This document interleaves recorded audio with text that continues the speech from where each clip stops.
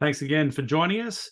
I begin by acknowledging, as we always do, that we are meeting here in Australia on Aboriginal and Torres Strait Islander First Nations land. Sovereignty of this land was never ceded. This land was taken without consent, without treaty, and without compensation. I pay my respects to elders and leaders past, present, and emerging of Aboriginal and Torres Strait Islander peoples, traditional owners and First Nations all across the continent, and welcome especially any joining us tonight. I'm on Gundungurra and Darug land, where we say Warrami Gamarada. Welcome, comrades. So welcome to tonight's event. It consists of three speakers. You'll see them in the top corner there, Geoff Evans, Sharan KC, and Erin Killion. And then an open discussion on the needs and perspectives of frontline communities and workers on how they can get climate justice. To enable us to run this efficiently, all participants, please put yourself on mute unless you're asking a question. And after you ask your question, please mute yourself again. We're going to use, this is a meeting, if people are familiar with the Zoom meeting rather than a Zoom webinar. So we're going to use the chat function to ask and to chat with people. You can chat to anyone you like, but also to ask questions. So when we have the Q&A part of this event, ask your questions through the chat function. Don't put up your hand, just put it in the chat. Let me know as well if you're happy to ask yourself. You can just write, I'll ask that myself, or you can ask on my behalf. Very quick intro to Search before we introduce our first speaker, which will be Geoff. Search is a membership-based democratic socialist organisation that links and enables socialist activists across different progressive movements, political parties, and different generations and different geographies. It's really nice to have lots of people from different parts of the continent with us here tonight. Our members come from diverse backgrounds, but we have common aims and values, summarised in our goal of democratic ecological socialism. We run socialist education programs, publish news and views at search.org.au, and we put on events like this one. And we could produce some other cool things too occasionally, like these awesome Yes to the Voice badges, and things like our statement on what reasons why we're supporting the Voice of Parliament. So I encourage you to like the Search Facebook and Twitter pages to keep up with our events, and go to search.org.au if you're interested in applying to become a member of Search, or simply just get in touch with me to talk about what Search does. If you've got ideas, our contact details are on the website and our Facebook page.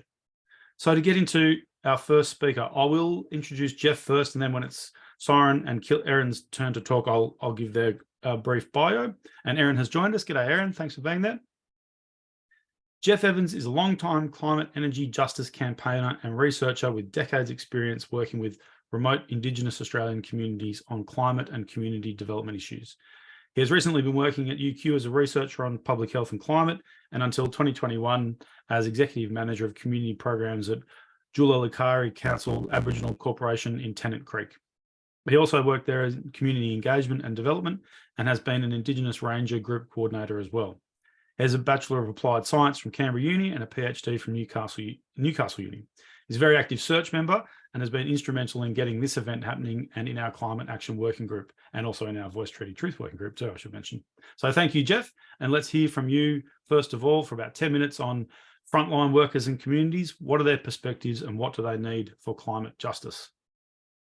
Yeah, thanks, Luke, and welcome everybody. I'm speaking to you from Gubbi Gubbi country, which is where I live in a little town called Pomona, which is near Noosa, north of Brisbane.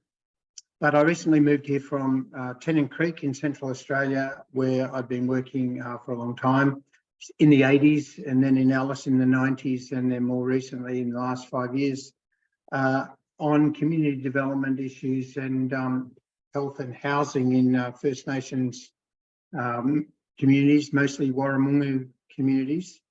And before that, I also worked on mining and human rights issues, and including that work was involved in supporting communities in places like Papua New Guinea and Indonesia, India, Philippines, to protect their lands from rapacious mining companies, particularly Australian-based mining companies like Rio Tinto and BHP.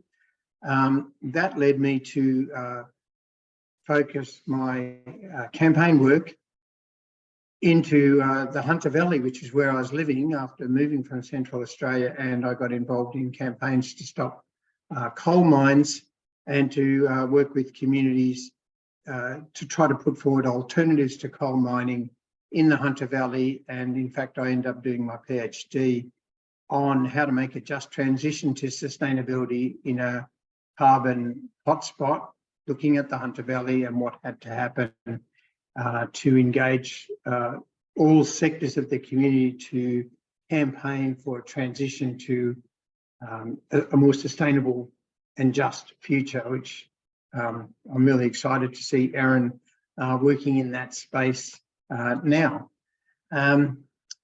And more recently, since moving from Tennant Creek to Queensland, where I'm close to my kids and grandkids, I've started working with the University of Queensland School of Public Health, and right now on a project around working with First Nations researchers and scholars to get a First Nations voice into the next Australian chapter of the Intergovernmental Panel on Climate Change report, which is due in 2030. But in the past has identified some issues around climate change affecting First Nations communities, but they've never had lead authors or significant input actually from First Nations researchers, or tried to shift the paradigm of the reports from a Western science paradigm to a paradigm that reflects Indigenous values, Indigenous knowledges, or tens of thousands of years of experience of living in this climate and with this country. So I'm very happy to be doing that project with a group of First Nations researchers who are working on water issues, women, health and safety and security issues, Torres Strait Islands, and clearly they're the sort of communities that are frontline communities. So I thought it might be helpful to begin by just talking about what are frontline communities. There's many different ways that they could be seen, but how I'm using it in the context of this talk is there are communities that are experiencing and exposed to the impacts of climate change and are vulnerable to climate change, both from an economic, social and ecological health perspective. And obviously all those social, economic, ecological are linked and can't be separated. So in Australia, those communities particularly include Aboriginal and Torres Strait Islander communities in places like Central Australia, where we have now more than 40 days of 40+ degree temperatures and even 45-degree+ temperatures, which are making life very hazardous and even threatening the livability of Aboriginal communities in many parts of Australia because of heat stress particularly. Also threatening people who live in low-lying areas like the Torres Strait Islands, where there's inundation from sea level rise. But it's not just Aboriginal and Torres Strait Islander communities in Australia that are vulnerable vulnerable frontline communities, but it's also low-income, non-Indigenous people, marginalised non-Indigenous people living in urban areas and rural and remote areas who are increasingly vulnerable because of lack of access to safe environments, and particularly housing, which is also an issue that they share with many Aboriginal people. In Tennant Creek, my work involved working with community leaders whose biggest concern was the appalling state of houses that they were living in and the lack of houses. So you had many people living in houses with more than 20 people, 4 generations, very poor quality housing, very poor insulation, virtually no air conditioning, and are relying on very expensive electricity to provide what little air conditioning or heating they could use. And of course, that leads to energy poverty, where people are spending limited amount of money they do have on paying for electricity bills instead of food and other basic needs. So in that sense, climate change becomes a climate justice issue. Of course, frontline communities also include communities that are working in the industries that contribute to climate change, like coal miners and gas workers, but also the communities that opportunities are foreclosed because of those communities' dependency on fossil fuel industries, and so they can't pursue the normal types of lifestyle that they'd like to live. And again, in Central Australia, you might have noted that the Northern Territory government has just recently approved the development of the Beetaloo gas basin, and they often talk about that as the Saudi Arabia of Australia, gas fields, and the economic future of the Northern Territory, using fracking as a way of extracting the gas, and it's strongly opposed by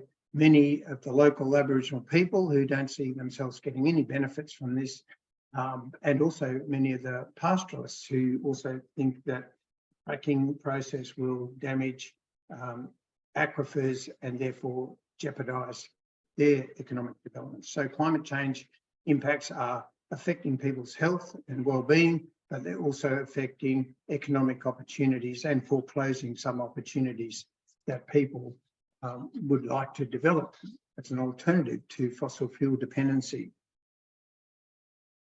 So the sort of threats that I am currently working on, as I said, with the First Nations researchers in places like the Torres Strait and Tennant Creek, include the fact that, say in the Torres Strait Islands, you've got sea level rise happening, which is now intruding into people's cultural life, as it is in Tennant Creek, not from sea level rise, but from heat stress, loss of biodiversity, which is affecting the availability and abundance and range of many species, the health of ecosystems, even affecting the people's capacity to conduct ceremonies that they've conducted for tens of thousands of years because of the risk to people's lives from having young men's ceremonies, for example, in currently is midsummer, becoming too hazardous. So it's threatening cultural life in that respect. And in the Torres Strait Islands, one of the issues that people are concerned about is the flooding and inundation of grave stones and grave areas, burial grounds that again have ancestors buried there for tens of thousands of years. The biggest threat, of course, is the possibility that some of these places will become unlivable because of the environmental changes, because of the difficulty even of conducting economic activity when it's 45 degrees plus temperatures. And also if people are displaced from places like the Torres Strait Islands and forced to move to places like Cairns, where they become climate change refugees and don't have access to jobs and safe housing and those basic human rights. So I know I'm nearly out of time, but I think for us as people who are campaigning for a democratic ecological socialism, it seems obvious to me that the place to focus on is in solidarity with the most vulnerable people and to help build community power to take on the vested interests that are jeopardising their capacity to live in their country and in the ways that maintain their health. And, we've got billions of dollars being spent on so-called protection and safety of Australians by spending it on nuclear submarines.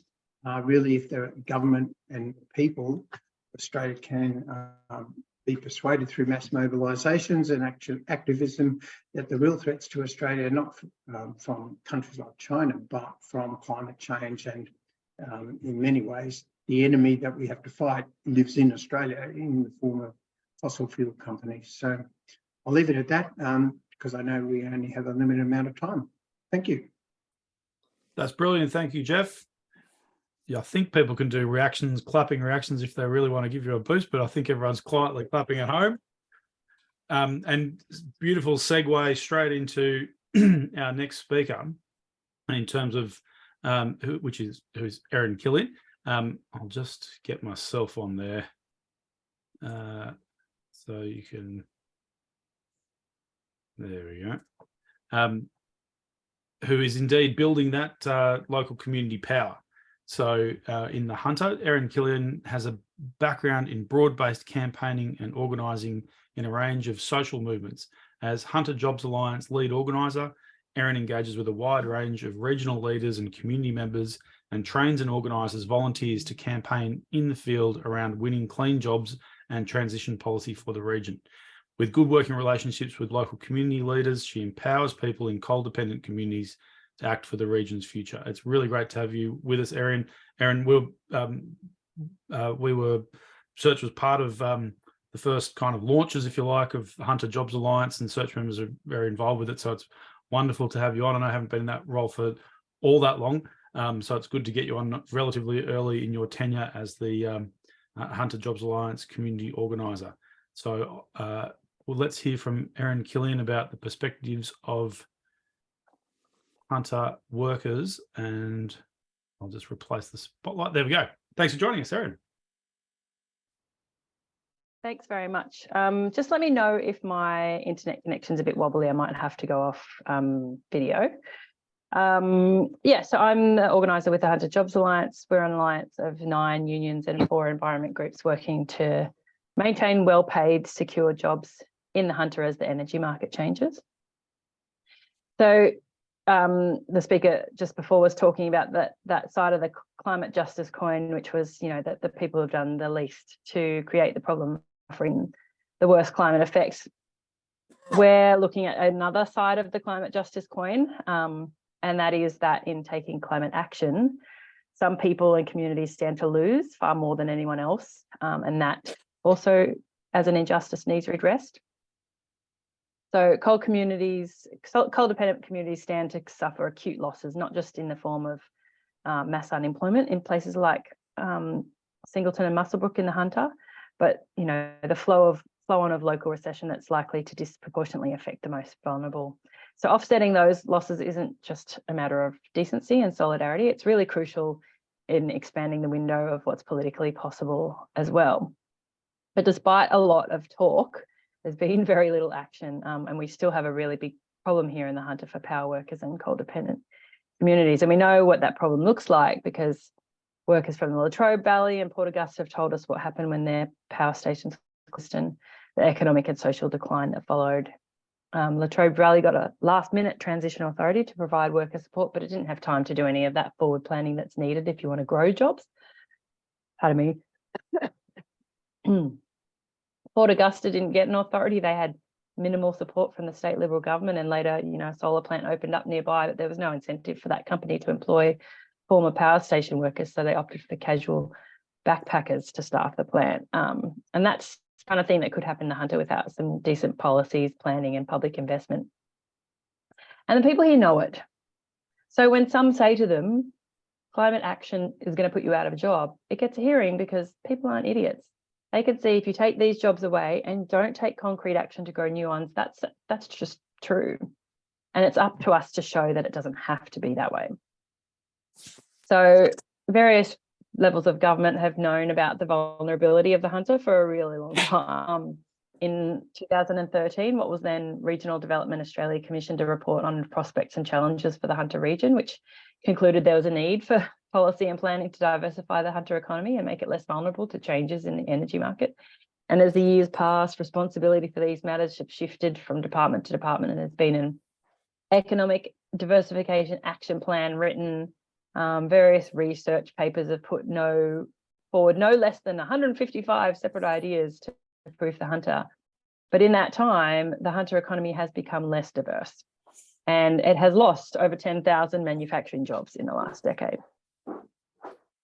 So we don't want hunter workers and communities to end up on the scrap heap as we change how we produce electricity. We have the time and resources to ensure they don't, and to bust apart this jobs versus climate narrative once and for all. And that's why we've pushed hard for a hunter regional authority at the state level. And thanks to the combined effort of unions and local government and the Community Alliance and ordinary citizens writing to their MPs, we've now got a state government committed to establishing that local authority. And we also have that federal government authority, which was committed to last week or the week before. And, you know, we support those core functions of the federal authority as was announced. That's, you know, to sit alongside those local authorities and focus on worker support, economic diversification and education and training. And, you know, the scope right now is the power sector, and rightly so. There are clear timelines for those job losses, and the urgency is greatest for workers at Eraring.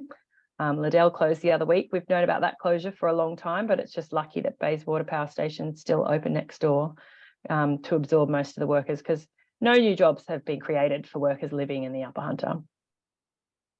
So in our campaigning, the easiest part was getting the support of locals on the ground. It's not exactly the sexiest ask, a statutory authority. It can seem legalistic, but people understand that it's about ensuring there are jobs for their children's future, and just we're asking, where do I sign? And locals from all across the Hunter sent hundreds of letters to MPs during the state election. And we had many hundreds more good conversations, and our door knockers in Singleton, you know, that's really ground zero for the, you know, dependency on the coal economy.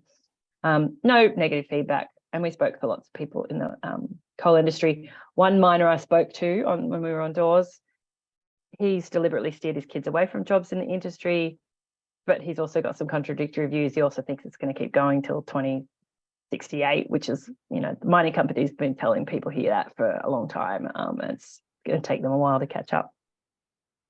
But yeah, he still understood the value of an authority this way, because in his words, you know, after this massive boom, there'll be a massive bust. And he's already seen what happens to his town in a bust as people are laid off and the money dries up and small businesses go under. So we need to get cracking on growing new jobs and doing that work to attract new industries, or even just taking advantage of homegrown talent. There's a Newcastle company, Cardinia, that's developed printed solar technology out of the Uni of Newcastle, and it's knocking back takeover bids from overseas because they want to have the manufacturing happen here.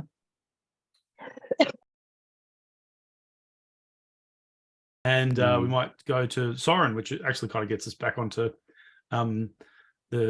on track in terms of time. So Sharan KC, Dr. Sharan KC, I should probably technically say, Programs and Quality Manager at Unionated Broader Feeder. And I mentioned in the chat, I'd like to acknowledge that Kate Lee from a feeder is with us as well, and Jackie Whidden, our Vice President, who will be wrapping up tonight's event as well. And lots of other great people, all of you, in fact. Thank you all for coming. So Sharan is the Programs and Quality Manager at Unionated Broader Feeder, and also coordinates a feeder's climate justice program. For the last 21 years, he's facilitated and managed various trade union building and development programs based in Southeast and South Asia. He set up and coordinated workers and trade unions rights program in South Asia for a feeder's sister organisation, the Trade Union Solidarity Centre of Finland. He's been involved in a lot of student workers and marginalised community activism, and he has a Master's in Applied Science in Agricultural Systems and a PhD in Politics of Food Security. AFEDA has done a lot of work around climate justice, and we're really grateful to have you with us, Sharan. What do frontline communities and workers in Asia and South Asia need to get climate justice? Thank you, Luke, and good evening, comrades, sisters, and brothers. I would like to acknowledge the traditional custodians of the land I'm on, the Daru people, and pay my respects to elders, past and present, and extend my respect to all First Nation people in this Zoom. What I intend to do is I have a few slides and to go through, and I will try to set the scene by giving you some pictures of the Asia context, and then talk about EFIDA project, and then finally few needs and issues as we learn from while participating in implementing, managing trade union projects, climate projects in the Asia Pacific region. So let me find my slides to share with you. Can you see the slides? Looks good, mate. Yep. I can see All them. right, good. Thank you. As Luke mentioned, I work as a programs and quality manager in EFIDA, Union Abroad EFIDA, but also I coordinate the climate projects in EFIDA. And you all know the EFIDA is the Global Justice Organization of the Australian Union Movement. So to take you through the context, just to remind you that in Asia Pacific shares the 60% of the world's population. What it means is that need for resources, including different needs, are also higher. But at the same time, the average incomes, monthly incomes, are not uniform, and there is vast difference from Laos here from 253 USD per month to Singapore 5,847. So when we talk about climate justice in Asia Pacific, one of the most important thing comes, one of the important issue rather is the energy poverty. In energy poverty, as I mentioned, there are 800 million people have no electricity for simple light or cooking. And what it means is that, particularly for children, the education is compromised. Similarly, 2.8 billion people rely on traditional biomass, which means firewood and the cow dungs or buffalo dungs. And what it means is that it impacts greatly the health of the people who cook. And in Asia, as we know, most the people who cook are the women. So women's health are particularly compromised. The energy demand in Asia Pacific is also rather large. So the 50% of global energy consumption is in Asia Pacific, and 85% of that comes from fossil fuel. When we talk about energy, we also need to talk about the ownership, how the energy is produced or generated, distributed, and consumed. Some of us remember that 20 years ago, probably energy was mostly owned by state or the government, but now increasingly it is owned by the private, or they call it under different names like private-private partnerships or private-public partnership and so on. So what it means is that in terms of electricity prices, or in terms of workers working in the sector, is deteriorating working conditions, because the private sector are notoriously famous for violating workers' rights, particularly paying low income, putting them in compromising occupational health and safety situation. So as a trade union solidarity organization, for us, the important part is how trade unions are engaged in the energy planning or energy crisis management. The situation is not very good.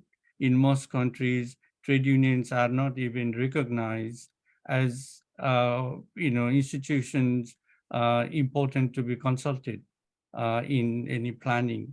What it means is that workers' issues are left out.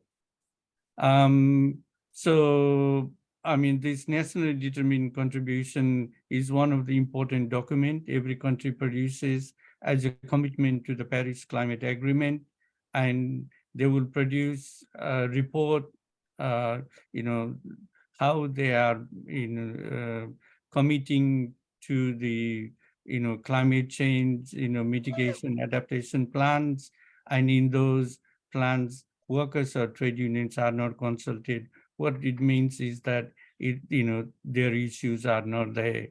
For example, if the rail is electrically run, what impact it will have on workers will not be there. So it will be only whether it was what percentage of rails were provided with the renewable energy or so on. Now I will quickly go through the FEDA projects. Bear with me, there are there are 5 projects, and I will quickly describe the main purpose of this project.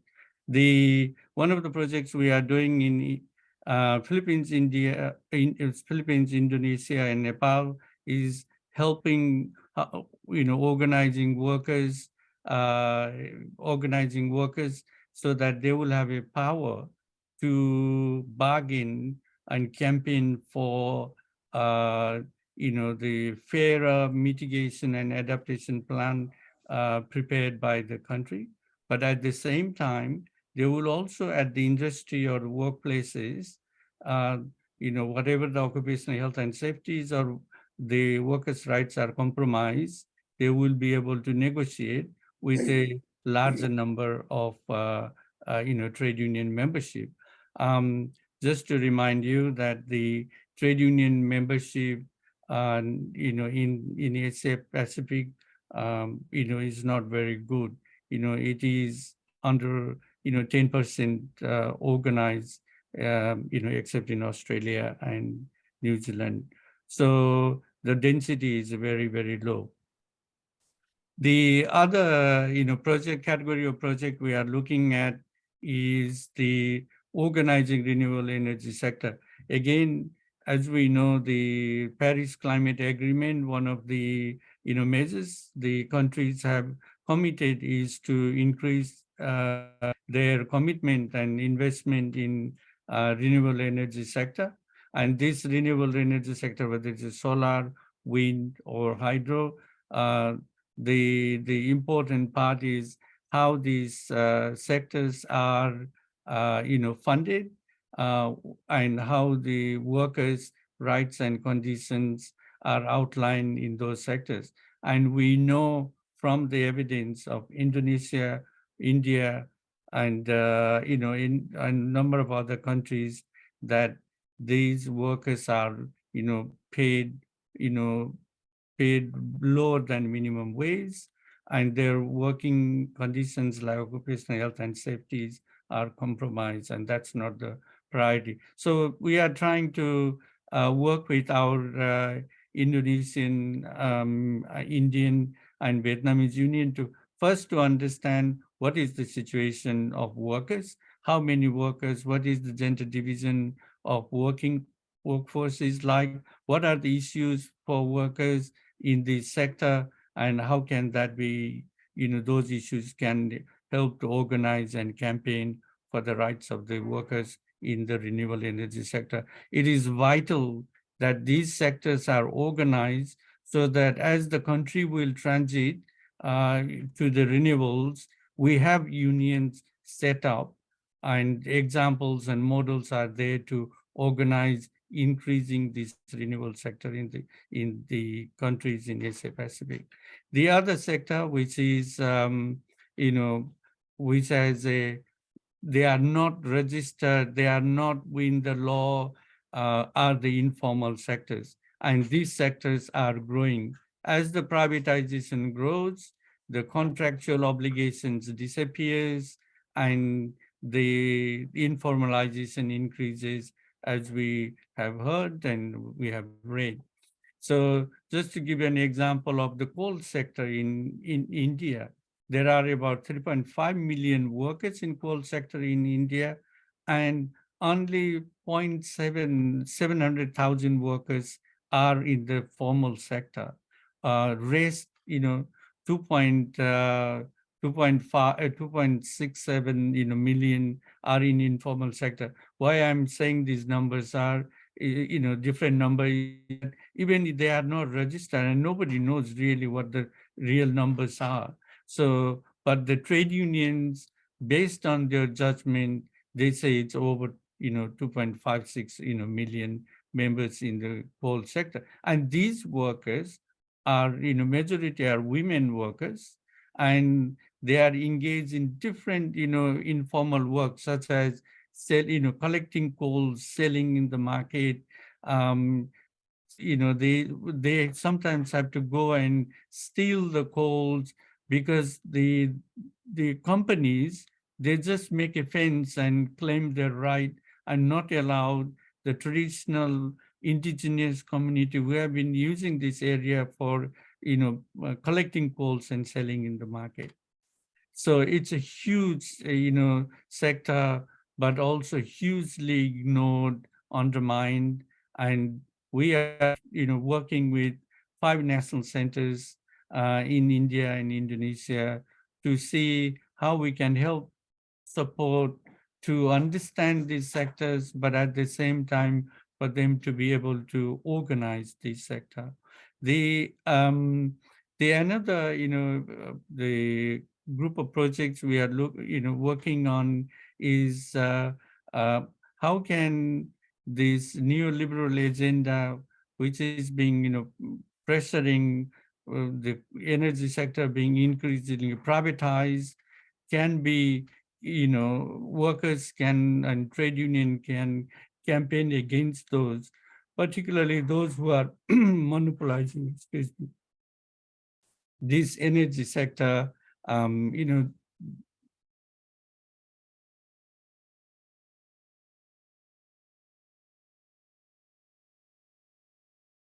Center for Trade Union and Human Rights Organization. And so this is the final, the project I want to, mention is this, this initiative of, transition, just energy transition in Indonesia. And this is in partnership with 6 different organizations.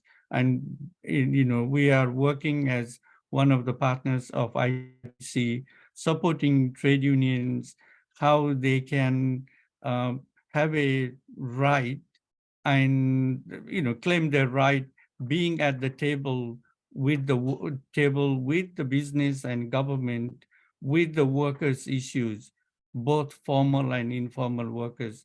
So it is a large, the project looking at 2 provinces in Indonesia, East Kalimantan and South Sumatra, understanding workers of formal and informal, their issues, their rights and conditions, bringing them on the table so that they can have a proper dialogue with the employers and the government.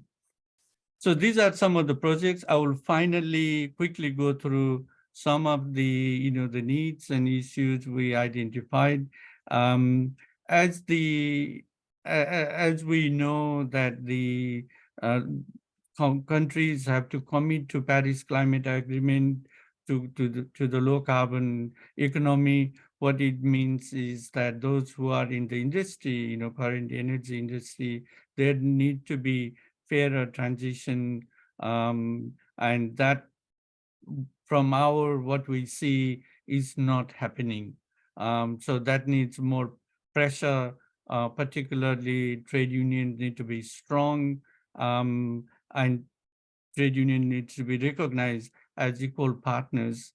In that process, we also acknowledge that trade unions have in the Asia Pacific have multiple issues, from fighting for the like a omnibus law, one of the laws in Indonesia, where the trade union rights are completely compromised.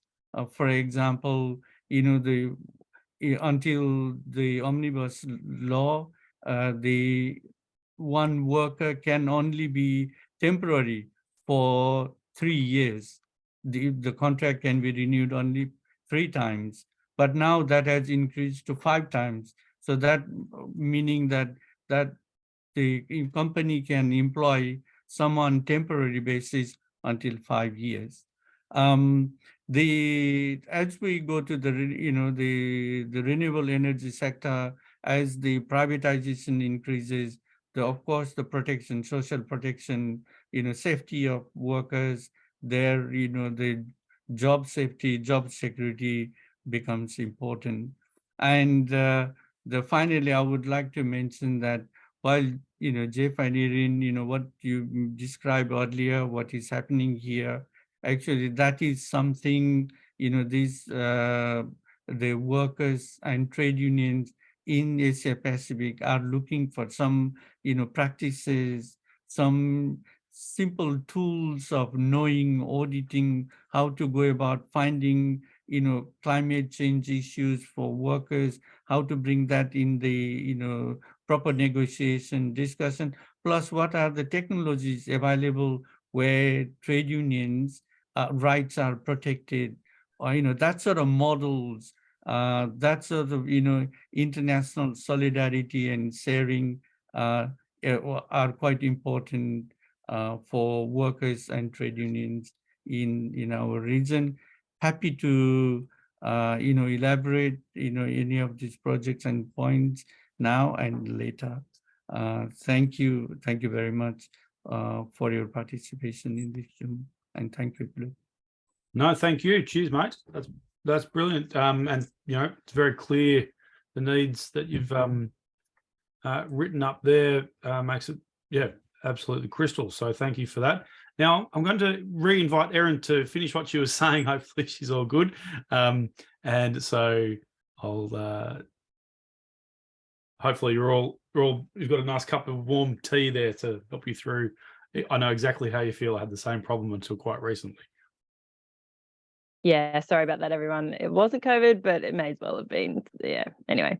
And so I was talking a bit about sort of what we've been doing so far in terms of campaigning for those authorities, but I wanted to talk a bit about what we're doing next. And that is really taking a big turn to focusing on education, because we know that if we want to attract new industries to the Hunter, we really need a job-ready workforce. We're trying to take this massive energy transition amidst a pre-existing skill shortage, and just about every other country in the world is doing the same thing. So projections for even just New South Wales show that if we don't start training people fast, the renewables rollout for even just the projects already approved will be held up due to a lack of workers. So there's never in our minds been a better time to rebuild our TAFE system, which has suffered a lot under previous governments. And if we start skilling up workers now, we'll have workforce not only to carry out those projects, but attract new industries to the Hunter as well. Obviously, we'll be keeping an eye on the state and federal authorities. We want them to be effective. But yeah, in terms of campaigning, we're turning our sights towards setting up a new industries training centre here in the Hunter to meet the needs of New South Wales, which will need some serious resources and into the transition in general. That toil and labour of people in the Hunter has kept the lights on and also generated eye-watering profits for the mining industry, and the people that generated that value deserve their fair share of support to weather the changes to come, which is why we're expecting a decent funding commitment for the work of the local transition authority from the state government in their September budget, but it's also a huge job, so the federal government pitching in is welcome. What we need specifically from the feds is funding, technical expertise, coordination and research, but the efforts in all those areas 100% has to be led by locals and communities here, not out of some abstract principle, but because the task is too big and important, and we need the local knowledge on the ground to make it work. And that's been borne out in the research time and time again all over the world. To succeed, transition coordination has to combine place-based economic planning driven by those local and regional stakeholders with some federal oversight and regulation and funding and such. Because, a consensus is really need to pull off that transformation of the whole hunter economy, essentially, and that can only really be generated in community. And so there's an important role for unions, community groups and ordinary locals to start this work and generate the ground up interest in shaping the future of places in the hunter. Last year, we were lucky enough to be visited by some comrades from Collie in Western Australia. That town of 8,000 people have won $500 million of support from their state government to weather the changes their power plant closes. And they told us back at the start of their campaign, the department had a meeting to engage the community, no one went. But when the unions stirred up the discussion in the town, the whole community got organised. The workers plus the people became a force to be reckoned with, and they're taking their rightful place at the table, not as junior partners or some part of some box ticking exercise, but respected as the backbone, so crucial to progressing the place forward together. And that's the kind of community buy-in that we'll keep working at from our end, as I hope the unions do also. And the payoff from that, we hope, will be optimism. It really does seem like a bit of a stretch from where we're at now, but if we get it right, if we not only do the right thing by all the workers in the power industry and ensure they're looked after, but actually start to grow new jobs as well, not just around Newcastle in the lower hunter, but in the upper hunter as well, the future might not seem so damn grim and uncertain for these communities. And yeah, I think if we can take the imagined future of that people, start to see if, they have got this secure, sustainable future in their eyes, well, the hunter's already a really great place to live and work, and could be even better. So yeah, that's what we're going for. That's all. Thanks.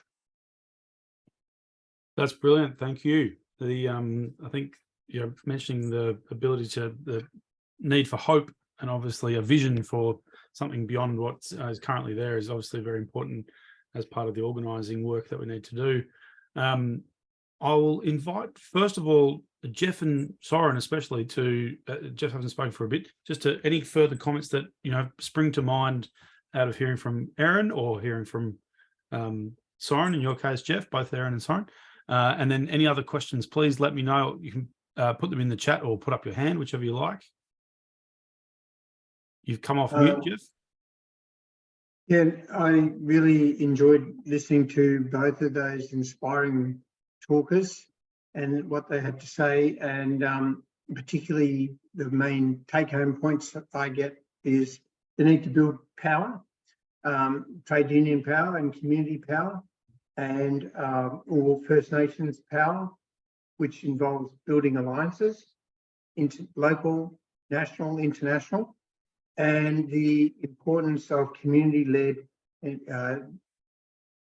decision-making and alternatives, which is exactly what the Voice Parliament is all about, but also the work that we're doing here on the First Nations voice to the Intergovernmental Panel on Climate Change. Wisdom comes from the bottom up, and governments and other power holders need to listen to that and be forced to change. So they're two of the main points. So I really appreciate those talks. Thank you. Thank you, Geoff, and lots of nice comments coming, especially for Erin for being so bravely soldiering through or organising through that difficulty. On your Erin. So yeah, open up for questions now, or any further comments. We don't have a huge amount of time. We've gone pretty deep into it, but I don't think anyone will mind if we go just a little bit over time. So for reactions, comments, thoughts, please go ahead, Janine. Yeah, so I'm so sorry. I have to apologise. It's just come on, so I'm so disappointed I haven't seen it, and I apologise when I look at it for the video. But I was just wondering, did you know about the work that was done at Lithgow with the Gardens of Stone campaign and the coal mining and the retired unionist campaign there? Anyone? Well, it's a good point. Thank you, Janine. You wrote an excellent piece about that for Search News. So yeah. Well, people who haven't seen it, they should. And I just reaffirmed that it was really one of the most hopeful campaigns that I had ever been involved in, when we did take the retired unionists down and to sort of have dialogue with the coal mining unionists to find a way forward, and it really did go forward, and also put in an economic report. Anyway, I know you've already said it, so I don't want to butt in and say this is what I did, it's so great, and I don't want to do that, but I just thought it's something that I really feel was such a wonderful affirming. So I reinforced what you're saying. Yeah, thank you. No, that's exactly what we want. We want to link and enable socialist activists, so people learning from each other. I did put in the chat there the recording of the search event on the Collie transition plan, which Erin mentioned. So it's exactly the kind of thing that people should be aware of as they do their own activism. That activism is fruitful, resistance is fertile, as people have said. So it's good to refer people back to that campaign with the Gardens of Stone out at Lithgow, as well as the Collie transition plan, the work that's been done obviously in the Hunter, and all that work that Soren's talking about, and indeed the work that Geoff has been outlining for us as well. Any other further questions people want to raise with our members? I know everyone on this call that I'm looking through in this meeting, I'm looking through Tony Webb and Donald Barnes, Bob Makinson, all of you comrades, Kat Kutai. I've got a lot of long experience in this field, so please don't hold back. We've got about 5 minutes to go, maybe 10 for your question. Is that a question from Pat? Yes, please. Yes, I'm just wondering, I think, look, there's just so much in these presentations today. I have a million questions and there's no time. So, but I would like us to have a further discussion about this where we have time to discuss some of these issues. I think in particular, the issues that Sharan has raised in the countries that a feeder is working in, they seem overwhelming to me. And I would just like to hear more about what progress is being made in those really difficult situations that you're dealing with in those countries, and also just what Erin was saying about the importance of it's like Indigenous people have been telling us for however many donkey's years that the people in the place are the best people to talk about what they need, that it's not experts from universities or government or whatever. Those organisations and experts need to go and listen to the people, and then that's where the basis for making things happen in the way that both Erin and Geoff were talking about. So anyway, I'll shut up now, but I would really like us to have a further discussion about these issues from these excellent presentations we've had tonight. Thanks. Well, Pat, you have divined exactly our secret purpose for having this discussion and meeting in the first place, which is to try to get everyone inspired to come and meet with us regularly as a Search Climate Action Working Group on a semi-regular basis, and hear from probably shorter speakers, just a quick talk, and then give people, as part of that, a more chance to discuss things themselves. And so in that spirit, I'll shut up and let Soren have a word.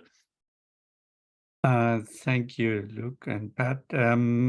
I just wanted to mention that probably 2 points. One is the challenge, challenges in Asia Pacific is huge. Not only because there are challenges, national challenges, but there are also multilateral organizations like World Bank and Asian Development Bank aggressively going out and funding privatizing this energy sector. The Asian Development Bank has recently announced this privatization of pilot the coal mines in Philippines and Indonesia in the name of transition. But we know what it means when the banks are involved in just transition. So challenges are much bigger than the nationally someone can fight within the national arena. However, one thing I would like to mention here is that while we have the new government in Australia, Australia is also contributes Asian Development Bank and other multilateral and bilateral organizations, where we should also be campaigning to look at those sort of practices, which policies which undermines and violates and makes people poor, at the same time puts in a very vulnerable and risky position. We should be looking at that issue. While the situation is so great and challenges are big, but also there are small wins. For example, in India, this organization, called Self-Employed Women's Organization, managed to change the salt pumps, which use, like diesel, to solar pumps, and make the life of women, particularly we involved in salt making process, more healthy and comfortable. And similarly, there is an example from Philippines where recently this port authority didn't allow the fishermen, these individual fishermen, to park their boat in their marine, whereas 175 fishermen, with the help of trade union, fought, and they got their right to be parked there and continue to catch fish. As we know, with the climate change, fish are going more deeper, and it is harder for small fishermen to go and make living, let alone to put those restrictions on parking and other things. So there are some positive things. We are positive results, and I'm sure with this collective and network, international solidarity on this multilateral organization, and also supporting this initiative, there will be others will also be encouraged and also feel that they have power to fight and defend the workers' rights who are vulnerable with these climate change activities. Thank you. Well said, comrade. Having hit 7 o'clock, I know we could talk about this all night. I will ask our Search Vice President, Jackie, to come along and give the vote of thanks and also wrap up what we're talking about. I will just quickly respond very, very quickly to Kat Kutai, Search Committee member from NT, talking about will this be part of the Sunday Forum in 2 weeks? That's a reference to our Search Voice Equality Peace event on Sunday, the 28th of May. I've put the link in the chat there. Tickets are running out, so get your tickets. There's only 17 tickets left. They're free, but you must register. So come along and talk about this as part of that event, which broadly has the title, has the topics of voice, equality, and peace. I think this relates to all of those. Climate's part of everything. So we want to have lots of questions and discussion around how this relates to those big, broad topics. But now I'll hand over to Jackie to give a wrap up and a vote of thanks to our speakers. Oh, thank you.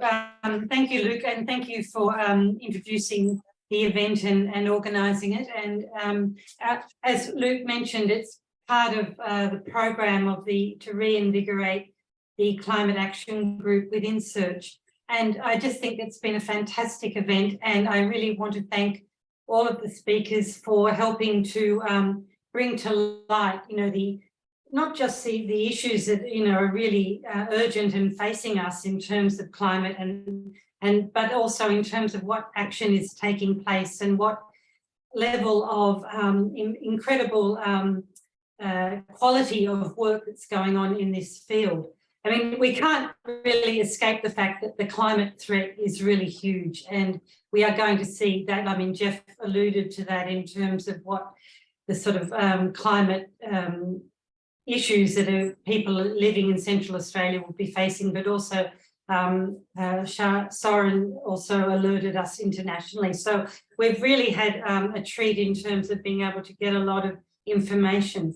What we'd like to do in terms of the climate action working group within Search is to continue this quality of forum, and also to help our members and friends Search to identify how we contribute to the campaigns that are running around climate action. And so one of the ideas that we've had in terms of this forum, and Pat's thankfully raised the continuing of this, is to bring these type of events for Search members and friends to get together and have some opportunity to really drill down. And I think that's what, Sharan just raised that in terms of like, look, needing to really interrogate organisations that are involved in the whole field of the fossil fuels, but as well as funding the fossil fuels, and organisations like the Asian Development Bank. But also in terms of the really, like we do have an urgent situation, so we can't, I know there's been great wins, and we need to hear those wins in this field so that we get support for our work. But also we need to think about how to campaign, and Geoff's raised the issue of us needing to be able to, really mobilise in a mass way. So I really think that there's a lot of work for us to do in terms of this area, but we have a great body of people who are working around that. So I think the idea is to keep us getting together, to link us together, and to support the work that's going on in the field. And thank you so much for coming back and giving such a great input about what's happening in the Hunter region. And I really hope you can take care of yourself now for you finish this talk. But it was really fantastic to hear of all the work that you're doing in that field. And there's so many links here already that it's really, it's fantastic reinvigoration event. And we will continue. And Kat, yes, we will bring these issues up on our forum on the 28th. So thank you. Thanks, everybody. Thanks, comrades. Thank you, Jackie. As I always say, all our speakers tonight are not hard to find. If you want to continue the conversation with them individually, we can put you in touch. And just want to say thank you again to everyone for joining us, and thank you to our speakers, and thanks, Jackie, for wrapping us up. And we'll hopefully see you all on the 28th and beyond for other climate-related events. We will certainly have one within the next month after that. Yeah. Thank you. Okay, great. Thank you. All the best, comrades. Bye-bye. Thank you. Bye.